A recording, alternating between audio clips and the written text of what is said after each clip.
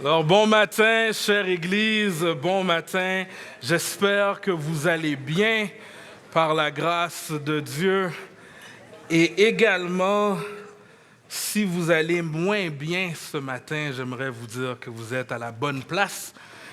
J'aimerais même vous dire que vous êtes à la meilleure place que possible parce que ici, on prêche la parole qui libère. Ici, on prêche Jésus qui transforme. On prêche Jésus qui restaure. Jésus qui édifie. On prêche Jésus qui vivifie. On prêche Jésus qui panse les blessures. On prêche Jésus qui sèche les larmes. On prêche ce Jésus qui restaure, qui pardonne. On prêche ce Jésus qui donne un sens à la vie quand tout semble vide. On prêche ce Jésus qui calme les vents. On prêche Jésus qui ouvre les yeux des aveugles. On prêche celui qui parle aux tempêtes. On prêche celui qui redonne espoir quand tout est perdu. On prêche celui qui est la joie dans nos larmes. On prêche celui qui nous a aimés jusqu'à la croix. On prêche celui qui est ressuscité. Ici, on prêche Jésus. Amen.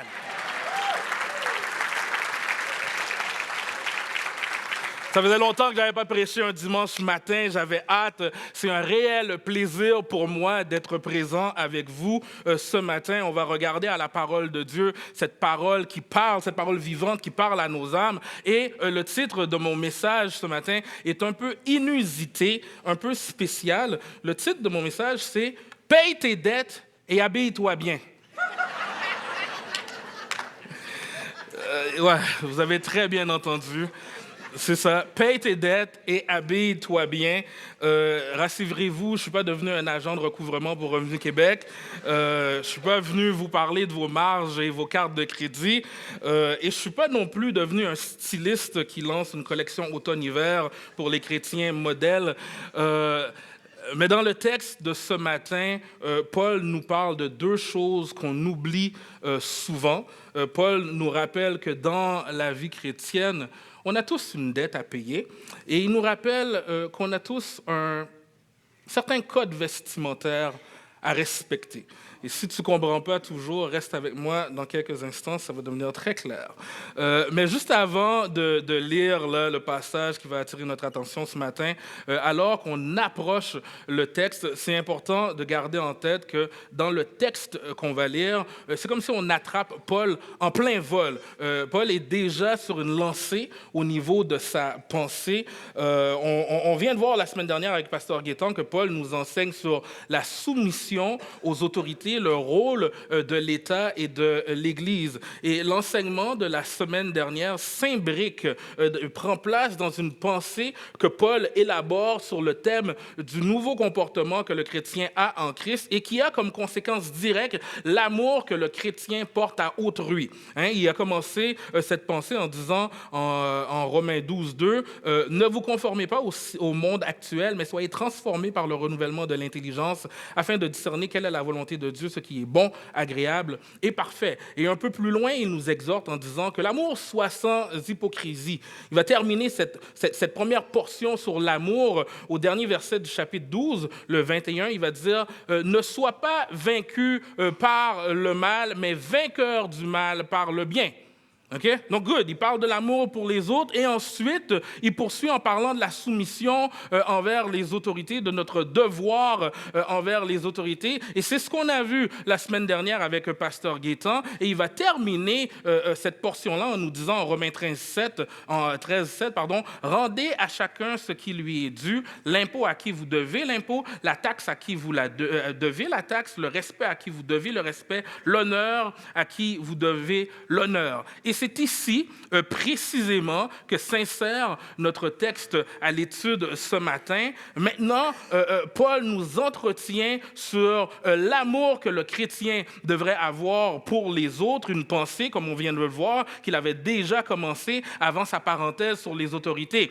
Et avec habileté, il fait un pont entre le devoir qu'on a envers les autorités et le devoir entre les autres en disant, au verset 8 du chapitre 13, « Ne devez rien à personne. » Il y a une autre traduction qui va dire, « N'ayez aucune dette envers qui que ce soit, si ce n'est de vous aimer les uns les autres, car celui qui aime les autres a accompli la loi. » Ah!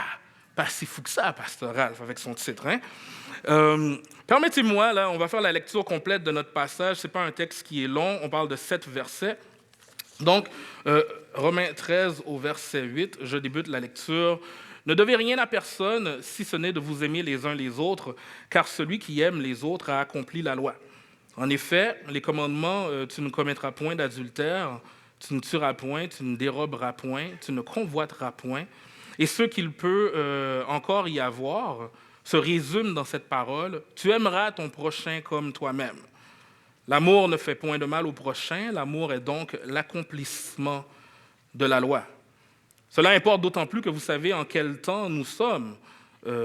C'est l'heure de vous réveiller enfin du sommeil, car maintenant le salut est plus près de nous que lorsque nous avons cru. La nuit est avancée, le jour approche. Dépouillons-nous donc des œuvres des ténèbres et revêtons les armes de la lumière. Marchons honnêtement comme en plein jour, loin des excès de l'ivrognerie, de la luxure et de l'impudicité, des querelles et des jalousies, mais revêtez-vous du Seigneur Jésus-Christ et n'ayez pas soin de la chair pour en satisfaire les convoitises. Alors, on va commencer par le début. Ne devez rien à personne si ce n'est de vous aimer les uns les autres, car celui qui aime a accompli la loi. Et en effet, les commandements, et Paul en énumère quelques-uns, puis il va dire que les commandements se résument dans cette parole, tu aimeras ton prochain comme toi-même, l'amour ne fait point de mal au prochain, l'amour est donc l'accomplissement de la loi. Alors, comme mentionné, Paul souligne que payer les impôts qu'on doit faire fait partie du devoir des chrétiens dans ce monde, fait partie de nos devoirs. Et le passage d'aujourd'hui, l'apôtre reprend cette idée d'obligation lorsqu'il nous commande de rien devoir à personne si ce n'est de vous aimer les autres. Maintenant, ce que Paul ne veut pas dire ici, c'est qu'il ne veut pas dire que les chrétiens ne sont pas autorisés à contracter certaines dettes financières, mais plutôt que la seule obligation permanente des croyants, c'est de s'aimer les uns les autres. En d'autres termes, il y a une dette que les croyants devront rembourser depuis leur conversion jusqu'à l'éternité, et c'est celle d'aimer leurs frères et sœurs. Amen. OK. Une des choses qui me fait réellement plaisir en tant que pasteur, puis je pense l'avoir déjà mentionné, une des grandes bénédictions pour moi, quelque chose qui me remplit de joie là, à chaque fois, c'est le fait de célébrer des mariages. Pour moi, là, je trouve que c'est beau, je trouve que c'est une belle journée festive, les gens se mettent beaux, les gens sentent bon, c'est agréable, c'est émouvant, on fait la fête. Et une chose que je remarque, et que mon épouse aussi m'a fait la remarque aussi, donc clairement elle l'a remarqué, c'est qu'on dirait qu'avec l'âge, je deviens de plus en plus sensible. Okay? Ouais, avec l'âge, je deviens de plus en plus sensible. Et c'est pas rare que dans les mariages, et particulièrement au moment de certains discours, là, et particulièrement, je dois dire, là, les discours des parents envers leur enfant, là, c'est comme si soudainement, j'ai quelque chose qui est pris dans mon œil, qui m'amène à verser une larme ou deux. Je ne sais pas pourquoi, c'est toujours à ce moment-là, il y a une poussière qui vient dans mon œil, bref. Malgré cette journée haute en émotions, une chose que je ne cesse de répéter dans mes sermons de circonstance aux futurs mariés, c'est de ne pas confondre l'amour et le sentimentalisme. Okay? Là, vous n'êtes pas sans savoir que dans notre culture, l'amour est un peu plus passif, hein, dans le sens que, semble-t-il, que l'amour, c'est quelque chose qu'on subit. Semble-t-il que l'amour, c'est quelque chose qui nous arrive, quelque chose qu'on a peu ou pas de contrôle, hein, d'où justement l'expression « tomber en amour ». D'où l'expression être frappé subir un coup de foudre. Donc, c'est comme si on en vient à associer amour avec une émotion et un sentiment, et on amène cette définition, cette perspective de l'amour dans notre lecture du texte biblique. Mais le problème, c'est que si on est franc, c'est comme si ça vient puis ça clash avec la Bible. Parce que la Bible, juste dans notre passage, Paul parle d'amour comme un devoir. Paul parle d'amour comme un devoir et comme une dette qu'on doit s'acquitter. On s'entend, il n'y a absolument rien de sexy dans une dette pour parler d'amour. Okay? L'idée là, que l'argent s'envole peut refroidir bien des ardeurs. Là.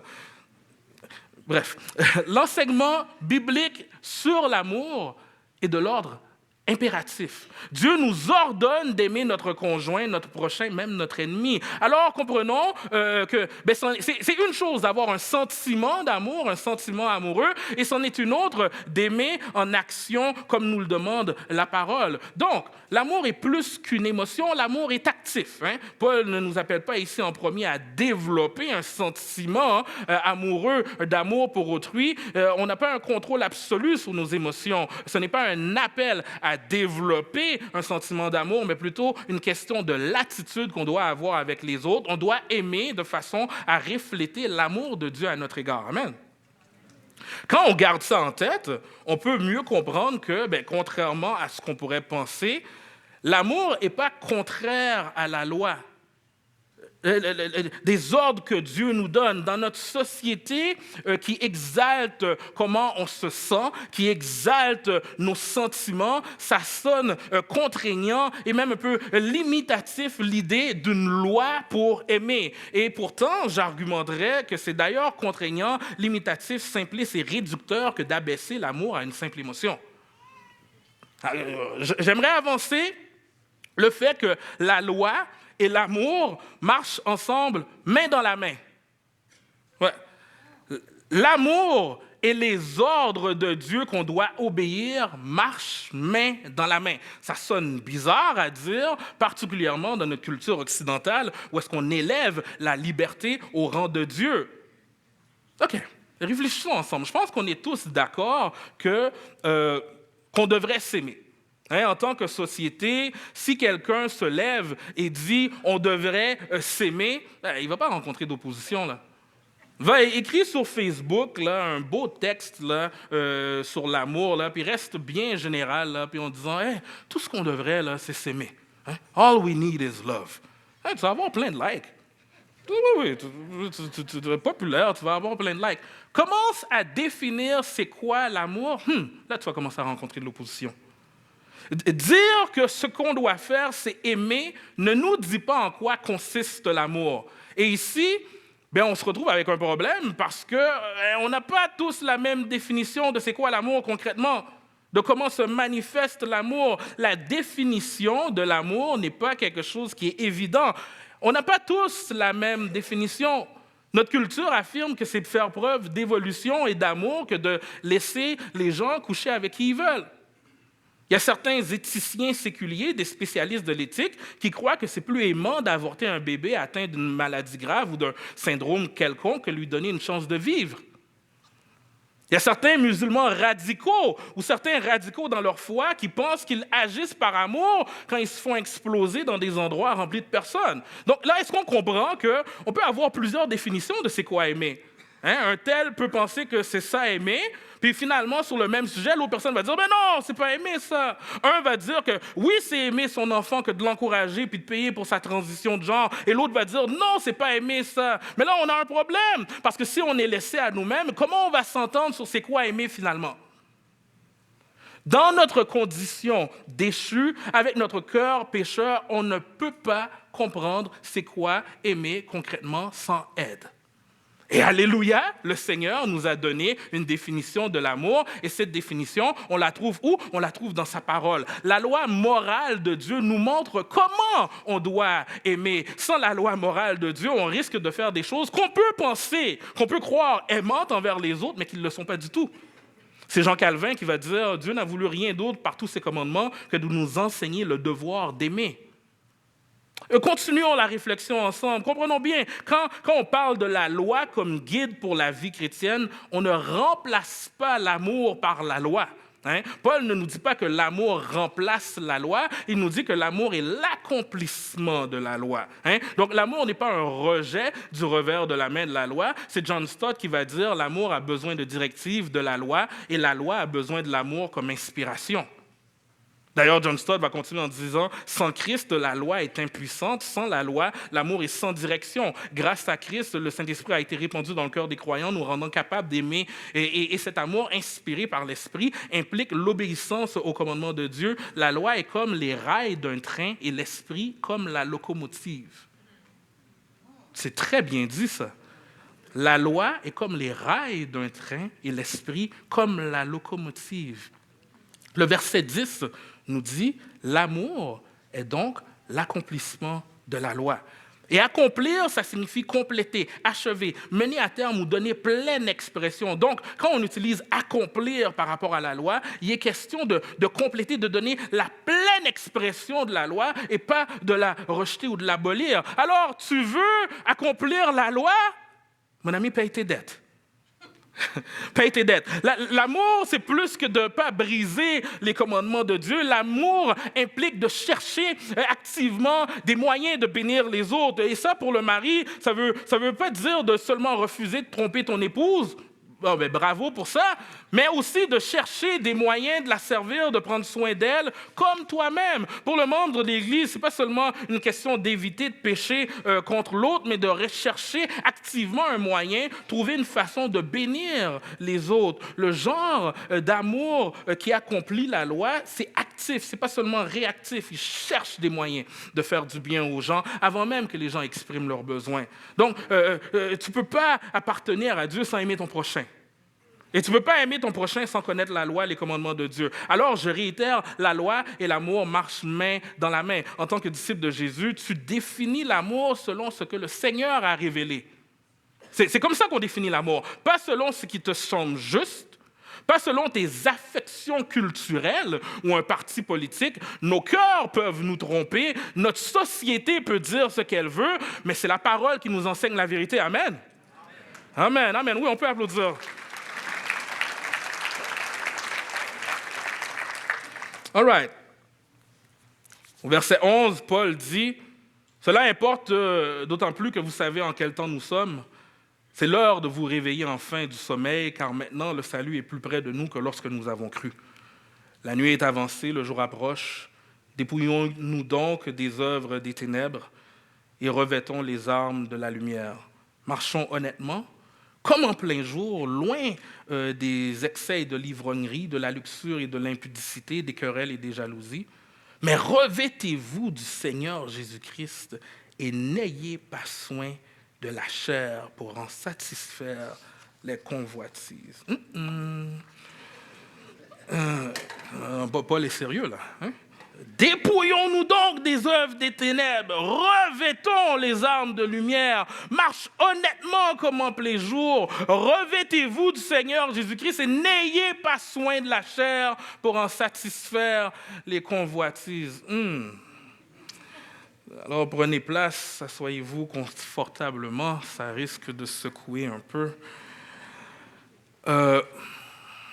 Paul nous dit de revêtir le Seigneur Jésus-Christ, plutôt que de nous livrer au péché de la chair et de notre époque.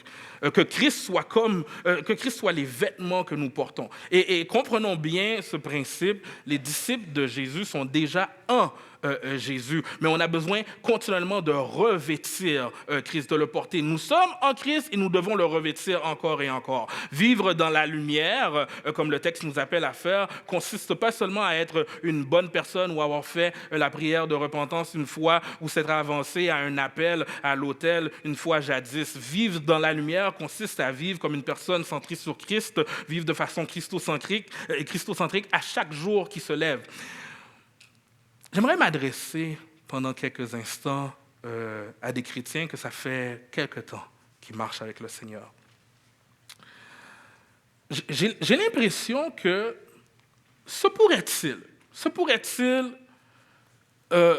que certaines personnes ont vécu des grands changements personnels au niveau de leur caractère, des grands changements, mais c'est il y a de ça une époque.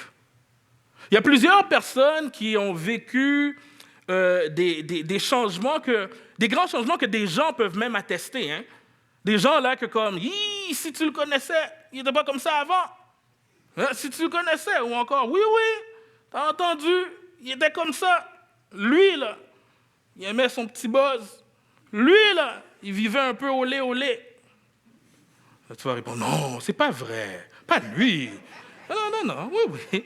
Il y en a plusieurs qui ont vécu des gros changements. Et gloire à Dieu pour ces changements majeurs, ces changements, les choses que les gens attestent et célèbrent. Merci Seigneur. Gloire à Dieu pour ces changements, mais n'importe qui célèbre son passé en négligeant le présent se magasine des troubles pour le futur. OK?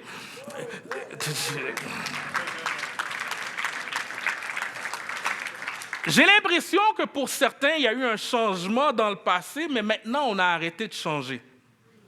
Ça fait depuis un bout de temps qu'on ne change pas. Et oui, il y avait des choses très sérieuses, peut-être même de l'ordre de l'odieux que Jésus devait régler dans nos vies. Et amen à ça, merci Seigneur.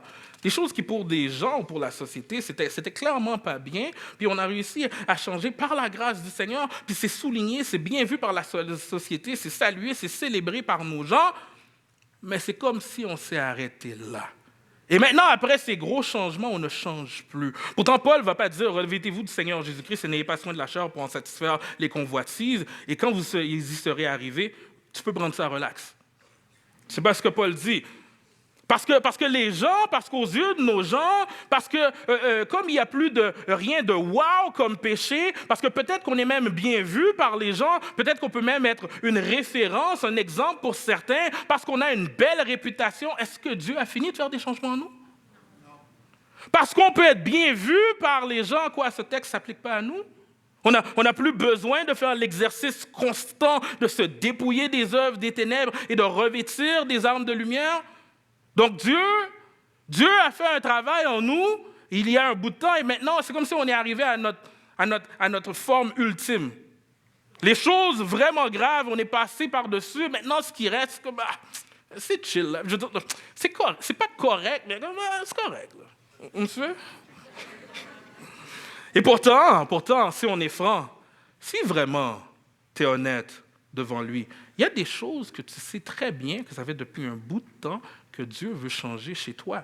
Et là, je ne te parle pas des choses qui sont nécessairement évidentes, que les gens voient. Je te parle des choses cachées, plus subtiles, ou peut-être même socialement acceptables.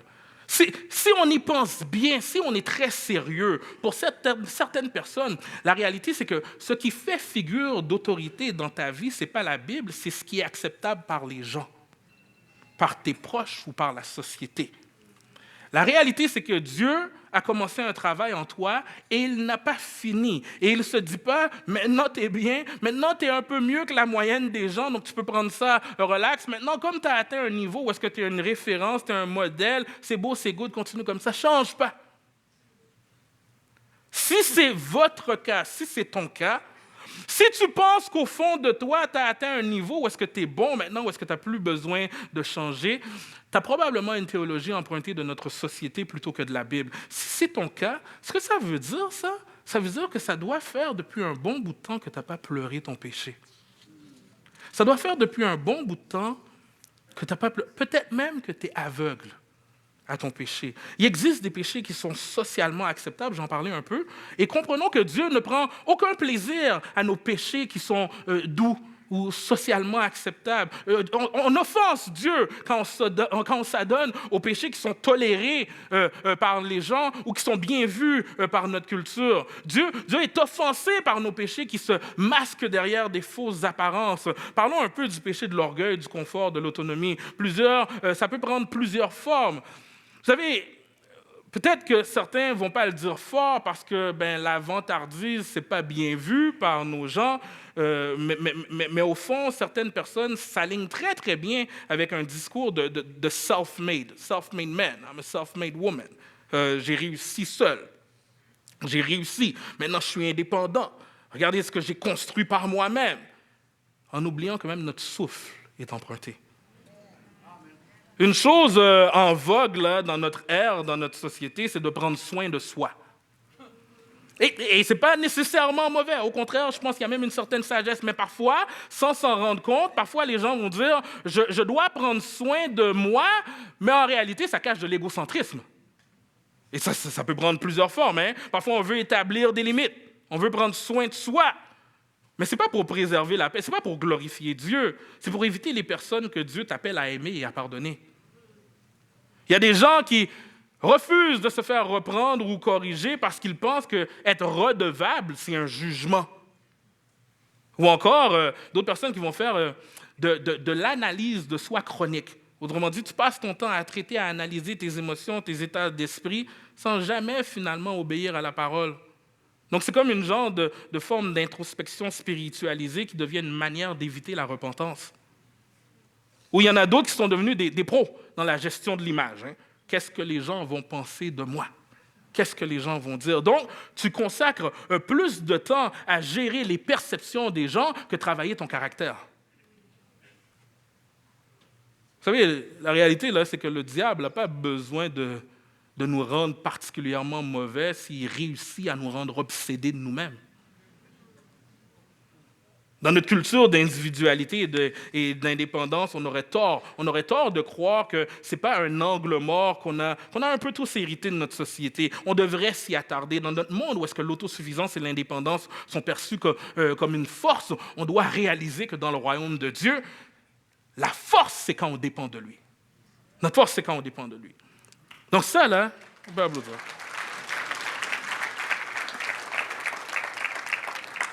Donc les péchés de cet ordre, oui, ils sont plus subtils, mais mon ami, tu as besoin de Jésus, là. Tu as besoin de te dépouiller de ces œuvres de la chair. Dieu a un travail qu'il veut continuer de faire en toi. Par rapport au péché avec notre bouche, vous savez qu'il existe des commérages, des potins déguisés en prière dans l'Église, hein? Ben oui, oh, prie pour frère un tel. Tu sais, il a trompé sa femme. Oh. Prie pour lui. Ouais. Prie pour la sœur. Elle a joué puis elle a perdu toutes ses économies. Prie pour elle. Ah oui, oh, OK. Ou encore les braves, moi je les appelle les héros du clavier, là. Okay? Autrement dit, des gens qui se permettent de dire plein de choses sur Internet au nom de la vérité, mais sans aucune grâce. Sans aucune grâce. Okay? Et ça, c'est quand être honnête se cache derrière être brutal. Hein? Là, c'est une vérité qui est utilisée comme arme. Ah, je suis authentique, c'est vrai. Mais sans amour ni aucun discernement du moment choisi. La réalité, c'est que si on est franc, bien souvent, ce qu'on appelle transparence n'est qu'un orgueil subtilement déguisé. Dire la vérité sans grâce, c'est bien souvent se glorifier soi-même. C'est bien souvent. L'orgueil aime se vêtir de la vertu de la transparence, OK? Si c'est toi que je décris, mon ami, c'est peut-être un peu plus subtil, mais tu as besoin de Jésus. Tu as besoin de Jésus. Par rapport à nos péchés en lien avec les relations interpersonnelles, voici un peu quelques exemples là, de péchés un peu plus subtils. Parfois, vous savez, on peut faire preuve de compassion sélective. On aime les gens qui sont faciles à aimer et on aime les gens qui ont quelque chose à nous donner en retour. Ou encore, parfois on dit, oui, j'ai passé à autre chose. Tu repasses les événements dans ton cœur, tu repasses l'offense dans ta tête constamment. Parfois, on punit les autres. On n'a pas besoin d'élever la voix. On n'a pas besoin de dire des injures. On n'a pas besoin de rien. Non. On est plus classe que ça. C'est juste notre silence, c'est notre retrait émotionnel. Parfois, on utilise le discernement comme préjugé. On rejette des personnes qui ne font pas partie de notre tribu, qui ne pensent pas comme nous, et on appelle ça de la sagesse spirituelle. C'est plus subtil, c'est plus raffiné. C'est moins grossier comme péché, mais ce n'est pas de l'amour.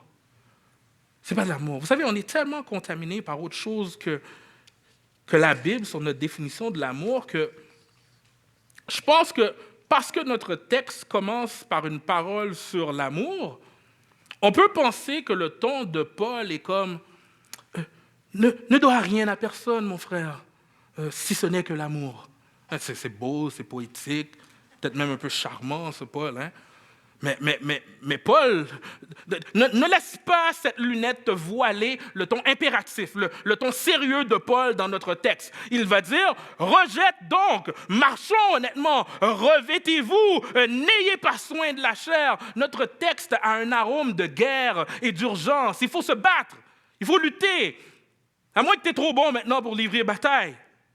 Peut-être que maintenant tu es arrivé à un endroit où tu n'as plus besoin de faire la guerre à ta chair. Mon ami, frères et sœurs, si nous avons arrêté de nous battre, c'est parce qu'on ne lutte plus avec le péché. C'est parce qu'on est aveuglé, négligent, complaisant avec notre péché. Si on a arrêté de se battre, c'est probablement que sans s'en rendre compte, on prend soin de notre chair. Le verset 13 nous dit, Marchons honnêtement comme en plein jour, loin des excès et de l'ivrognerie, de la luxure et de l'impudicité, des querelles et des jalousies. L'histoire nous raconte que Saint Augustin, ce grand théologien d'origine berbère né en Algérie, se serait converti suite à la lecture de ce passage. Suite à la lecture de ce passage du verset 13 dans son ouvrage autobiographique Confession, Augustin va dire « Je n'ai pas eu besoin de lire davantage. Immédiatement à la fin de cette phrase, une lumière claire a inondé mon cœur et les ténèbres du doute se sont dissipées. » Fin de la citation. Donc sa conversion en l'an 386, alors qu'il avait une trentaine d'années, provoquée par ce texte, a eu une influence monumentale sur l'histoire chrétienne par la suite. Donc, mon ami, à l'instar d'Augustin, tu veux livrer une bataille à ta chair? Tourne-toi vers les Écritures. Tourne-toi. Oui, tourne-toi vers un bon livre là, d'un auteur chrétien. Tourne-toi vers Calvin. Tourne-toi vers John Stott. Tourne-toi vers une prédication de Pasteur Gaétan. C'est jamais une mauvaise idée. Mais souviens-toi qu'on n'a pas été laissé ici juste avec des bonnes ressources humaines. On doit être enseigné par la bouche de Dieu, par la parole de Dieu. Dans la Bible, les principes qu'on apprend à appliquer portent l'autorité de Dieu et en même temps la promesse de Dieu de les rendre efficaces. Amen. Donc le texte nous dit « Dépouillons-nous donc des œuvres des ténèbres et revêtons les armes de la lumière. Revêtez-vous du Seigneur Jésus-Christ et n'ayez pas soin de la chair pour en satisfaire les convoitises. » Alors si on veut se battre avec notre chair, on ne doit pas faire l'erreur de croire qu'on peut se limiter notre bataille à un seul péché, à un seul endroit. On doit faire face à tous nos péchés. La Bible adresse nos péchés publics et privés. Et une des caractéristiques de Paul, c'est que habituellement, à chaque fois qu'il donne une exhortation, il l'entoure de paroles sur la manière de la mettre en pratique. Et ça, on peut le voir dans notre texte. Dépouille-toi des œuvres des ténèbres, mais revêt-toi des armes de lumière. Et une chose que Paul fait, c'est qu'il nomme très clairement les péchés. Excès, luxure, ivrognerie, impudicité, querelle, jalousie. Donc, il faut avoir un regard lucide sur notre péché. On va appeler un chat, on va appeler un chien. OK? Appelle ça de l'immoralité sexuelle. Pas, je suis un peu tenté. Appelle ça de l'impureté et pas juste je lutte avec mes pensées. Appelle ça un mauvais désir qui est de l'idolâtrie parce que tu y trouves ton identité et ta sécurité. Puis dis pas que comme tu dois juste mieux organiser tes priorités. Non, pour livrer une guerre au péché, ça commence par reconnaître son péché. On reconnaît son péché et on reconnaît qu'on prend soin de notre chair. Quand Paul dit « n'ayez pas soin de la chair », il veut dire « ne chérissez pas ce qui vous éloigne de Dieu ». Et parfois, ça, on le fait subtilement. Quand on justifie une petite habitude qu'on sait malsaine, « c'est pas si grave que ça, si tout le monde le fait ». Ou encore quand on laisse libre cours à nos pensées. Et le compromis, il commence là. Il commence dans nos pensées. Vous savez, le corps va là où la pensée a déjà été. Ne pense pas que tu dois te battre quand tu es dans la chambre avec celle qui n'est pas ta femme. Un petit peu tard. Tu dois te battre quand tu réalises que ce texto que tu vas envoyer, ça risque d'ouvrir certaines portes. C'est là que le compromis commence, OK? Donc, pour livrer une bataille à notre chair, on appelle un chat, un chien. Donc, on appelle notre péché, OK? On ne donne pas une version plus douce, on ne se fait pas croire une version plus douce de notre péché. Ce n'est pas juste du flirt inoffensif, c'est de la convoitise. C'est pas vrai que c'est de la sagesse financière, c'est être avare. Ce n'est pas de la franchise, c'est de la brutalité sans amour. Ce n'est pas de la sagesse relationnelle, c'est de la rancune.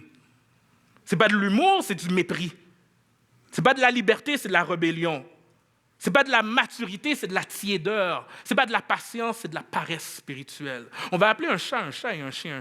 Donc, premièrement, on appelle péché ce qui est péché. Deuxièmement, on ne prend pas soin de la chair. On se bat dès qu'on décèle un compromis. On se remet en question et on permet même à d'autres personnes de nous remettre en question. Ne pas prendre soin de la chair veut dire qu'on dit non. Tu dis non à toute pensée qui pourrait te conduire au péché. Donc, ne planifie pas de péché, ne rêve pas au péché, ne cherche pas le réconfort dans le péché, ne flirte pas avec le péché. Et troisièmement, c'est simple, kill it, fais mourir le péché.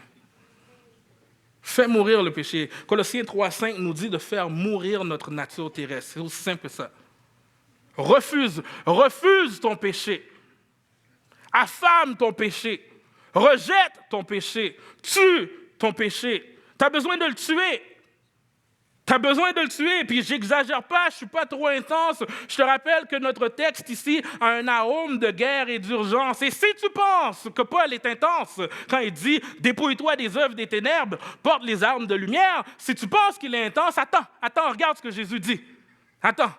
Tu veux savoir à quel point Jésus est drastique avec le péché? Il va dire en Matthieu 5, 29, « Si ton œil est une occasion de chute, arrache-le, jette-le loin de toi. Si ta main est une occasion de chute, coupe-la, jette-la loin de toi. Mieux vaut qu'un de tes membres périsse que ton corps entier aille en enfer. » Eh bien, attention, Jésus ne parle pas de se mutiler ici, mais c'est toute une image frappante qui démontre le sérieux avec lequel on devrait faire face, qu'on devrait faire violence au péché.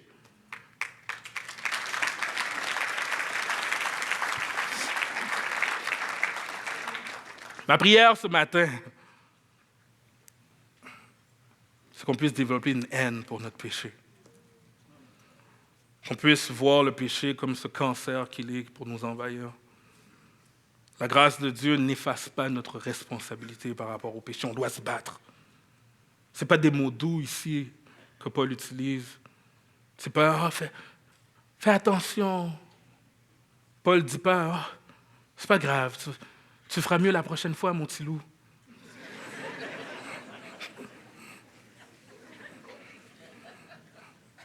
Paul ne dit pas, t'as essayé, hein? Bravo.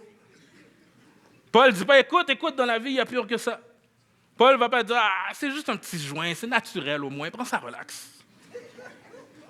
Non, Paul va dire, dépouille-toi de tes péchés, prends les armes de combat, les armes de lumière, et prépare-toi à livrer une guerre. C'est ce que Paul va dire, mais attention, j'aimerais attirer votre attention sur quelque chose de très important. Je serais coupable d'une grande faute si je vous disais de vous battre avec le péché, si je vous accablais avec ça, si je vous donnais un problème sans vous amener la solution. Il faut absolument comprendre que Paul place cette tâche, celle de faire mourir le péché, dans un contexte plus grand et plus large. La tâche de faire mourir le péché ne peut pas être accomplie sans l'appel de l'Évangile à revêtir le Seigneur Jésus-Christ. Notre texte est clair. Dépouillez-vous des œuvres des ténèbres et revêtez les armes de lumière. Revêtez Jésus, n'ayez pas soin de la chair. Donc non, mon ami, tu n'es pas seul dans cette bataille. Oui, c'est vrai, la parole de Dieu, elle est sérieuse. Elle nous accuse. Elle ne mâche pas ses mots avec notre péché. Elle ne mâche pas ses mots avec l'attitude qu'on devrait avoir avec notre péché. Oui, la parole, elle nous accuse, mais la parole, elle nous relève. Elle nous transforme, elle nous édifie, elle nous construit et elle fait de nous une nouvelle créature.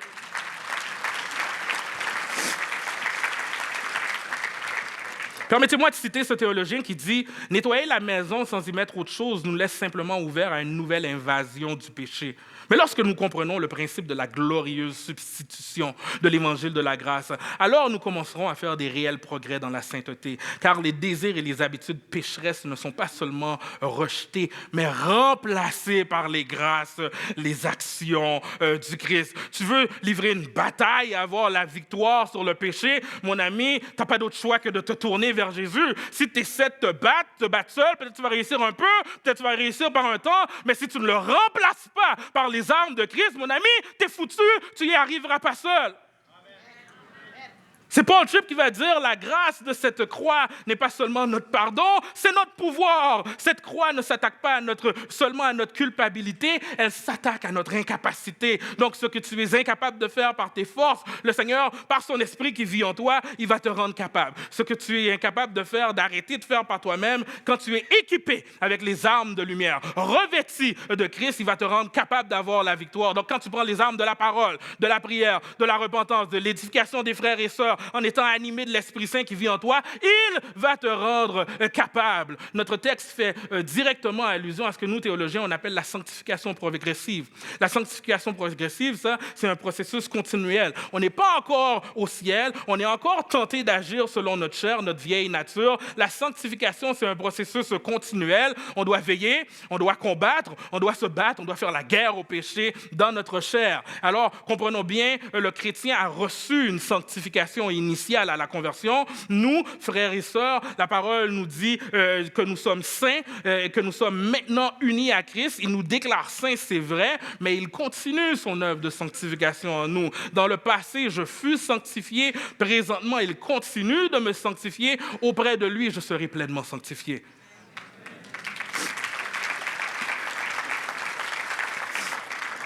Dans le passé, la sanctification m'a séparé du vieil homme que j'étais en Adam. Présentement, la sanctification que l'Esprit opère en moi me retire du pouvoir du péché. Je n'ai plus à être esclave du péché. Tu n'as plus à être esclave du péché. Non, c'est vrai. Tu n'as plus à être esclave du péché. Et dans le futur, la sanctification me mettra à part de la présence et de la possibilité du péché. On a été justifié et sanctifié à notre conversion et maintenant, cette sanctification est un processus continuel qui va prendre fin quand nous serons dans sa présence. Alors, mon ami, tu veux livrer une guerre à ton péché? Habille-toi bien. Habille-toi bien. Retire ces vieux torchons, ces œuvres de ténèbres. Et mets sur toi les armes de lumière. Revêt-toi de Jésus. 1 Corinthiens 6 nous dit que nous avons été lavés, nous avons été sanctifiés, nous avons été justifiés au nom du Seigneur Jésus par l'Esprit de notre Dieu. C'est ce que le texte nous dit. Alors que j'aimerais inviter les musiciens, en terminant, j'aimerais nous pointer vers une raison explicite dans notre texte pour livrer une guerre à notre chair. Paul va dire au verset 11, « Cela importe d'autant plus que vous savez en quel temps nous sommes. C'est l'heure de vous réveiller enfin du sommeil, car maintenant le salut est plus près de nous que lorsque nous avons cru. » Une raison pour laquelle les chrétiens, on doit mener une vie d'amour et de sainteté, elle est de nature eschatologique. Les chrétiens doivent vivre dans l'attente constante du retour de Christ. Tant dans notre vie personnelle que dans notre relation avec les autres, on se comporte de manière honorable, de façon entièrement bonne et morale, comme des personnes prêtes. Pourquoi? Pour le jour du salut. En luttant avec notre péché, on doit continuellement vivre une vie semblable à celle de Christ. Le retour de Jésus stimule les croyants à mener une vie qui est sainte et à faire preuve d'une gestion responsable en vue de son retour. Et je dirais également que le retour de Jésus offre de l'espoir et de l'encouragement aux chrétiens.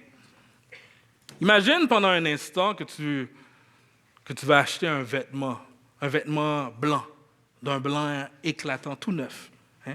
Peut-être une chemise, peut-être une robe d'été, un uniforme, une chemise pour un mariage, bref. Donc là, le jour où est-ce que tu l'essaies, tu te regardes dans le miroir, puis tu te dis « Waouh, c'est beau, c'est propre, c'est frais. Hein? » Et là, tu te sens presque différent juste en portant le vêtement. Mais là, évidemment, tu sors dehors. Tu prends place dans l'auto, tu marches dans la rue, tu manges un repas, tu vois des gens, tu vis. Et là, tranquillement, sans t'en rendre compte, la blancheur commence à s'altérer. Un peu de poussière, une petite tache de café, une petite marque sur la manche, le col est moins blanc. Mais là, à ce moment-là, tu vas pas dire, bon, ce vêtement n'est plus blanc, il a changé de nature. Non, le vêtement est toujours blanc. Il a besoin d'être rafraîchi, il a besoin d'être nettoyé, il a besoin de revenir à ce qu'il était déjà. Tu ne laves pas un vêtement pour lui donner une nouvelle couleur, tu le laves pour restaurer sa couleur. Et c'est exactement ça, la sanctification progressive. Quand Christ nous a sauvés, il nous a revêtus de sa justice parfaite. Il a changé notre nature, nous sommes devenus un vêtement blanc. Et devant Dieu, le vêtement il est blanc, il est immaculé. Mais dans la vie de tous les jours, à travers nos pensées, à travers nos actions et réactions, nos compromis, la poussière du monde et la saleté du péché viennent et se redéposer sur nous. Alors mon ami, laisse le Saint-Esprit agir comme le savon de grâce qu'il est. Laisse Jésus faire son œuvre alors qu'il t'a dit, tu es déjà pur en moi. Reviens à ce que tu es. Redeviens ce que tu es déjà. Marche dans qui tu es. Mes amis, la repentance, la prière, la parole, l'édification du corps, l'œuvre de l'Esprit Saint, c'est tous des lavages réguliers qui permettent à ce vêtement de rester fidèle à sa nature. Il va continuer de nous laver jusqu'au jour de son retour, quand nous le verrons face à face. Auprès de lui, on va être pleinement sanctifié. Auprès de lui, on va être hors de la présence, de la possibilité du péché. Auprès de lui, on va retrouver nos bien-aimés qui nous ont précédés dans la gloire. Auprès de lui, il n'y aura plus de grincement de dents. Auprès de lui, il n'y aura plus de bataille. Auprès de lui, il n'y aura plus de pleurs. Il y a un chant que j'apprécie. Le titre, c'est « Voir mon Sauveur face à face ». Il s'agit d'un merveilleux poème chanté. Puis voici ce qu'il dit. Ça a été écrit par Carrie Ellis Breck. Voir mon Sauveur face à face, voir Jésus dans sa bonté, aux joies, aux suprêmes grâces, au bonheur, félicité. Oui, dans ta magnificence, je te verrai, divin roi, pour toujours. En ta présence, je serai semblable à toi. Ta gloire est encore voilée, d'un voile ensanglanté. Bientôt sera révélée ton ineffable beauté. Oh, quel transport d'allégresse quand tes yeux baissés sur moi me diront avec tendresse, je mourus aussi pour toi. Oui, dans ta magnificence, je te verrai, divin roi, pour toujours en ta présence, je serai semblable à toi. Paul va dire en Philippiens 3:20, quant à nous, nous sommes citoyens des cieux. De là, nous attendons ardemment la venue du Seigneur Jésus-Christ pour nous sauver, car il transformera notre corps misérable pour le rendre conforme à son corps glorieux par la puissance qui lui permet aussi de tout soumettre à son autorité. Alors, le jour approche. Revêtez-vous du Seigneur. Nous avons un sauveur merveilleux qui satisfait nos désirs humains et qui nous donne la force de l'obéir. Et un jour pas si loin, il va revenir et il va nous retirer de la présence du péché. Et on n'aura plus à lutter dans ces corps de chair. La parole nous dit que le loup habitera avec l'agneau. Une création sans corruption, libérée du mal, en parfaite harmonie avec Dieu et avec les frères et sœurs. 2 Pierre nous dit, mais attendons, selon sa promesse, de nouveaux cieux et une nouvelle terre où la justice habitera. C'est pourquoi, bien-aimés, dans cette attente, efforcez-vous d'être trouvés par lui sans tache et sans défaut dans la paix. En quelques instants, on va chanter un chant ensemble. Je vous invite à vous lever. Vous savez, le refrain, c'est une prière où est-ce qu'on demande à Dieu, donne-moi un cœur tout entier et complètement dévoué. Fais ce que tu veux de ma vie. Je veux me donner corps et âme pour ce qui fait vibrer ton cœur. Fais ce que tu veux pour ta gloire. Alléluia. Qu'on puisse chanter ce chant comme une prière. Seigneur, fais ce que tu veux dans nos vies. Seigneur, on veut se dépouiller des œuvres des ténèbres. On veut revêtir Christ. Seigneur, fais ce que tu veux. C'était la parole pour ce matin.